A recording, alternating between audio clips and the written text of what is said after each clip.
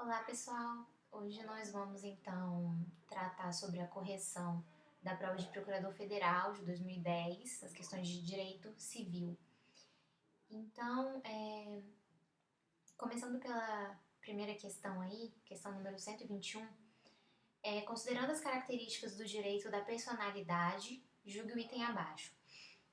O titular de um direito da personalidade pode dispor desse direito desde que o faça em caráter relativo. Bom, os direitos da personalidade, então, eles estão elencados lá na parte geral, né, do Código Civil, que tratam desses direitos da personalidade. Lembrando que os direitos da personalidade são aqueles direitos que não podem ser destacados da pessoa, não pertencendo, portanto, à ordem patrimonial, são inalienáveis, intransmissíveis, imprescritíveis, irrenunciáveis, indisponíveis e perpétuos, né? Não podendo seu exercício sofrer limitação voluntária. Porém, expressamente no próprio Código, nos artigos 13 e 14, especificamente, eles estabelecem o seguinte: salvo por exigência médica, é defeso o ato de disposição do próprio corpo, quando importar diminuição permanente da integridade física ou contrariar os bons costumes. E ainda é válida com objetivo científico ou altruístico a disposição gratuita do próprio corpo, no todo ou em parte, para depois da morte. Então, portanto, a questão nesse caso é incorreta, justamente porque, em regra, esses direitos da personalidade são realmente indisponíveis, porém é permitida, então, a disposição desses direitos em casos específicos elencados no próprio Código. Não precisam ser, então, em caráter relativo também. Então, por exemplo, por exigência médica, é permitida então a disposição do corpo, ainda que importe em diminuição permanente da integridade física. E também é válida aí a disposição em caso de com objetivo científico ou altruístico. Então, em regra, os direitos da personalidade são indisponíveis, né? Mas existem algumas exceções previstas no próprio Código. A próxima questão, a questão número 122, ela trata dos vícios do negócio jurídico, mais especificamente em relação à lesão. Então vamos lá, com relação aos vícios do negócio jurídico, julgue o item que se segue. Se cabalmente comprovada a inexperiência do contratante, configura-se a lesão, mesmo que a desproporcionalidade entre as prestações das partes seja superveniente. Bom, a lesão, como vocês sabem, é um defeito do negócio jurídico, é um vício de consentimento, então ele macula a própria vontade do contratante. O código traz algumas outras hipóteses de vício de consentimento, como por exemplo o erro, o dolo, a coação, a lesão e o estado de perigo, né? Todas essas hipóteses acarretam a anulabilidade do negócio jurídico. Lembrando que a simulação, ela não é mais causa de anulabilidade, como no Código de 1916. O Código Civil de 2002 trouxe, então, a simulação como hipótese de nulidade do negócio jurídico. Ficar atento com essa diferença. Bom, voltando à questão. A lesão, então, é um defeito do negócio jurídico, maculando, então, a vontade do contratante, justamente porque esse contratante, ou por inexperiência ou por premente necessidade, ele se obriga a uma prestação excessivamente onerosa, desproporcional em relação à prestação da outra parte. E essa desproporcionalidade naquele momento, e não superveniente. Então, por isso que nesse caso, a questão, ela não é correta. Bom, então o artigo 157, né, do Código Civil, que prevê, né, que a lesão quando uma pessoa, sob premente necessidade ou por inexperiência, se obriga à prestação manifestamente desproporcional ao valor da prestação oposta. Então não é uma desproporcionalidade superveniente no momento da realização daquele negócio jurídico. Lembrar que se faz muita confusão em relação à lesão e ao estado de perigo. A lesão, em ambos os casos, existe uma desproporcionalidade nas prestações, mas ficar atento que no caso da lesão, a parte por premente necessidade ou por inexperiência é que contrata se obriga, né, a uma prestação desproporcional. Já no estado de perigo, a parte para salvar-se a si ou a pessoa da família ou até a jurisprudência tem entendido casos terceiros, né, que tem alguma conexão com aquela pessoa, ela assume uma prestação excessivamente onerosa. A maioria da doutrina, então, entende que no caso da lesão não precisa, não é necessária a demonstração do dolo de aproveitamento, que seria aquele conhecimento da outra parte, né, de que aquela pessoa se encontra naquela situação de necessidade ou de inexperiência, e com isso visa a conseguir algum proveito. Né? Já no estado de perigo, esse dolo de aproveitamento é exigido. Ok? Então, essa é uma diferença importante entre a lesão e o estado de perigo. Gostaria de frisar aqui que os negócios jurídicos em geral, e principalmente os defeitos desses negócios jurídicos, constituem uma matéria de extrema importância, principalmente nos concursos federais, como os concursos das três carreiras, né, da AGU. Então, eu acho que é interessante, é uma parte que tem sempre caído nesse tipo de prova. Então, ficar muito atento com esses 5 tipos de defeito do negócio jurídico, quais as consequências, quais são as diferenças entre eles. Sem esquecer também da parte geral do código, como nós vimos aí, direitos da personalidade também, que é uma matéria muito cobrada. E eu acho que toda a parte geral do Código Civil, eu acho que é de extrema importância aí no estudo de vocês. Bom, a questão 123, aí passamos por uma matéria de direitos reais, né? Mais especificamente em relação à servidão. Então, no que diz respeito à servidão, julgue os itens subsequentes. 123. Ainda que contínua e aparente, a servidão não será presumida. Bom, a servidão, então, é um direito de um imóvel sobre o outro.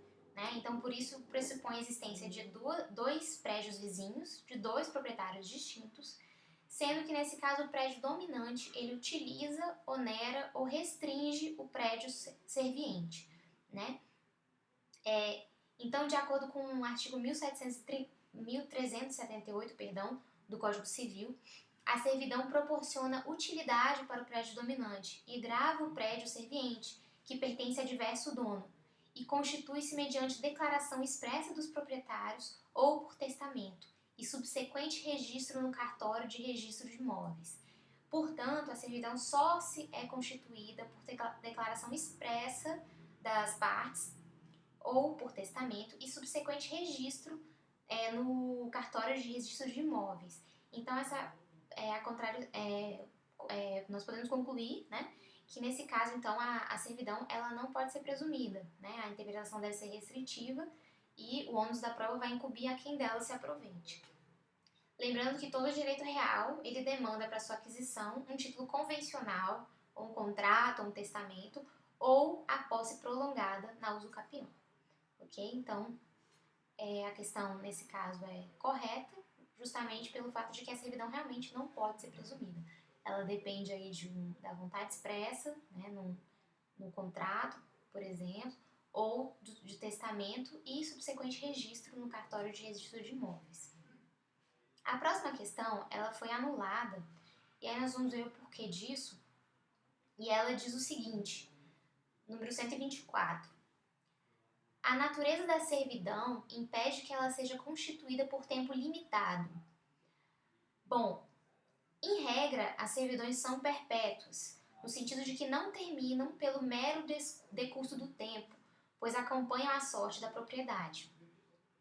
Entretanto, existem algumas hipóteses em que a servidão ela é extinta, como, por exemplo, renúncia do titular, quando cessada aí a utilidade ou comodidade da servidão, pelo resgate, pela confusão, né, no caso de que a reunião aí dos 2 prédios, do prédio dominante e do prédio vizinho aí, no domínio de uma mesma pessoa, pela supressão das respectivas obras e pelo desuso ou não uso durante 10 anos contínuos.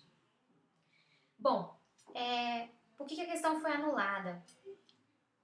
Parte da doutrina entende que, nesse sentido, então, com relação ao prédio dominante, a servidão poderia ser constituída por tempo limitado, na medida em que poderia o titular, né, do caso, poderia renunciar ao direito de servidão. Então, trouxe aí como um exemplo, um trecho da obra do Cristiano Chaves e do Nelson Rosenval, que estabelece o seguinte: reveste-se de perpetuidade, como direito que acede, porém nada impede que seja constituída por tempo limitado. Então, justamente em razão da possibilidade de renúncia pelo titular ao direito de servidão, é que essa parte da doutrina entende que poderia ser um direito que pode ser constituído por tempo limitado. Porém, parte da doutrina, né, uma grande parte da doutrina, entende de modo diverso, né, que seria realmente um direito perpétuo e que a renúncia não constituiria aí uma característica ou uma hipótese de possibilitar que a servidão fosse constituída por tempo limitado.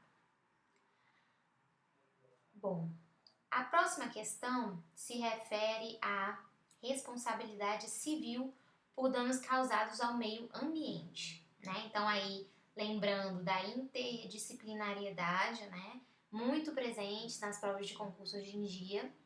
Acho que civil é uma matéria que pode ser mesclada com várias outras disciplinas, então ficar muito atento com isso, né? Lembrando que ambiental também cai, né, nas carreiras da AGU, né? Pelo menos em algumas. Bom, a questão 125 diz o seguinte: de acordo com o entendimento do STJ, a responsabilidade por danos ambientais é subsidiária entre o poluidor direto e o indireto. Bom, a questão é incorreta, porque, segundo o STJ, entendimento pacífico atual, a responsabilidade por danos ambientais ela é solidária entre o poluidor direto e o indireto, o que permite que a ação seja ajuizada contra qualquer um deles, sendo facultativo o litisconsórcio.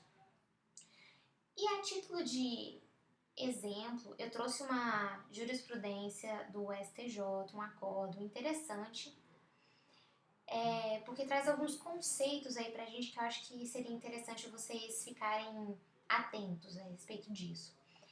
Ele diz o seguinte: qualquer que seja a qualificação jurídica do degradador, público ou privado, no direito brasileiro, a responsabilidade civil pelo dano ambiental é de natureza objetiva, solidária e ilimitada, sendo regida pelos princípios do poluidor-pagador, da reparação in integrum, da prioridade da reparação in natura e do favor debilis, este último a legitimar uma série de técnicas de facilitação do acesso à justiça, entre as quais se inclui a inversão do ônus da prova em favor da vítima ambiental. Mais à frente, ele diz o seguinte: o conceito de poluidor no direito ambiental brasileiro é amplíssimo, confundindo-se por expressa disposição legal com o de degradador da qualidade ambiental, isto é, toda e qualquer pessoa física ou jurídica, de direito público ou privado, responsável direta ou indiretamente por atividade causadora de degradação ambiental. Bom, é interessante que esse acórdão, ele aborda a responsabilidade estatal por danos ambientais. Em que sentido? Em caso de omissão do Estado na fiscalização, né, qual seria o tipo de responsabilidade. Então, lembrando que mesmo no caso do Estado, o Estado então tem uma responsabilidade objetiva e solidária pelos danos ambientais causados por omissão na fiscalização de certas atividades. Porém, nesse caso, no caso de omissão, o STJ entende que a responsabilidade seria solidária, mas de execução subsidiária, ou seja, o Estado só responderia no caso em que o poluidor direto ele não tem condições de arcar com aquela reparação. Então, vamos dar uma olhadinha mais à frente. Ele diz o seguinte: para o fim de apuração do nexo de causalidade do dano urbanístico ambiental e de eventual solidariedade passiva, equiparam-se quem faz, quem não faz quando deveria fazer, quem não se importa que façam, quem cala quando lhe cabe denunciar, quem financia para que façam, e quem se beneficia quando outros fazem. No caso de omissão de dever de controle e fiscalização, a responsabilidade ambiental solidária da administração é de execução subsidiária, ou com ordem de preferência. A responsabilidade solidária e de execução subsidiária significa que o Estado integra o título executivo sobre a condição de, como devedor reserva, só ser convocado a quitar a dívida se o degradador original, direto ou material, o devedor principal, não o fizer, seja por total ou parcial exaurimento patrimonial ou insolvência, seja por impossibilidade ou incapacidade, inclusive técnica, de cumprimento da prestação judicialmente imposta, assegurado sempre o direito de regresso, com a desconsideração da personalidade jurídica. Então, eu trouxe esse acórdão do STJ, mas para enriquecer aí a questão, indo um pouco além aí, da própria questão. Bom, continuando, a questão 126 ainda também sobre responsabilidade civil em caso de danos ambientais. Em se tratando de reserva florestal com limitação imposta por lei, quem adquire a área assume o ônus de manter a sua preservação, tornando-se responsável pela reposição dessa área, mesmo se não tiver contribuído para devastá-la. Bom, a questão é correta. O Paulo de Bessa Antunes, ele qualifica a reserva legal como um ônus real que recai sobre o imóvel e que obriga o proprietário e todos aqueles que venham a adquirir tal condição, quaisquer que sejam as circunstâncias, chegando mesmo à conclusão de que a reserva legal poderia ser equiparada, a uma obrigação própria em rem. Então, e nesse sentido, a STJ no RESP 843036, ele diz o seguinte: o novo adquirente do imóvel é parte legítima para figurar no polo passivo de ação por dano ambiental, que visa o reflorestamento de área destinada à preservação ambiental. Não importa que o novo adquirente não tenha sido responsável pelo desmatamento da propriedade. Não há como se eximir o adquirente dessa obrigação legal, indistintamente interessada a todos os membros de uma coletividade, por serem estes, em última análise, os beneficiários da regra, máxime ao se considerar a função social da propriedade. Então, a questão é correta, realmente se tratando de reserva florestal, com limitação imposta por lei, quem adquire a área assume o ônus de manter a sua preservação. Quase que uma obrigação própria terreno, segundo Paulo de Bessa Antunes, tornando-se responsável pela reposição dessa área, mesmo se não tiver contribuído para devastá-la, justamente pelo fato de que o meio ambiente ele é considerado aí um bem que deve ser tutelado, protegido por toda a coletividade. Bom, o próximo bloco aí de questões é sobre a interdição. Então, considerando que Carlos tenha sido declarado interditado por sentença judicial que nomeou Renato como seu curador, julgue os itens seguintes. 127. A interdição não tem o condão de estender a autoridade de Renato sobre os filhos de Carlos, ainda que absolutamente incapazes. Bom, a questão é incorreta. Por quê? A interdição, então, é uma medida judicial que tem por finalidade declarar a incapacidade real de determinada pessoa maior para a prática dos atos da vida civil ou ainda de determinados atos, nomeando-se um curador para gerir os bens dessa pessoa que foi interditada. Segundo o artigo 1778 do Código Civil, a autoridade do curador estende-se à pessoa e aos bens do filho do curatelado. Portanto, nesse caso, a interdição teria sim o condão de estender a autoridade de Renato sobre os filhos de Carlos, ainda que absolutamente incapazes. A questão 128. Essa sentença produz efeitos desde logo, ainda que sujeita a recurso. Bom, o Código Civil, no artigo 1773, estabelece que a sentença que declara a interdição produz efeitos desde logo, embora sujeita a recurso. Então, realmente, o provimento jurisdicional pleiteado no processo de interdição é de cunho eminentemente constitutivo, na medida em que o provimento jurisdicional modifica a situação jurídica do interditando, que naquele momento perde o direito de gerir seus próprios bens e praticar atos em seu próprio nome, por si mesmo. E assim sendo, como característica das sentenças constitutivas, elas produzem efeitos ex nunc, né, a partir de então, né? Então, realmente a sentença que declara interdição, ela produz efeitos desde logo, ainda que sujeita a recurso. Bom, como vocês podem ver, a prova de civil de Procurador Federal de 2010, ela abordou no primeiro bloco a parte geral de direito civil, né, no Código Civil, uma parte muito importante, direitos da personalidade.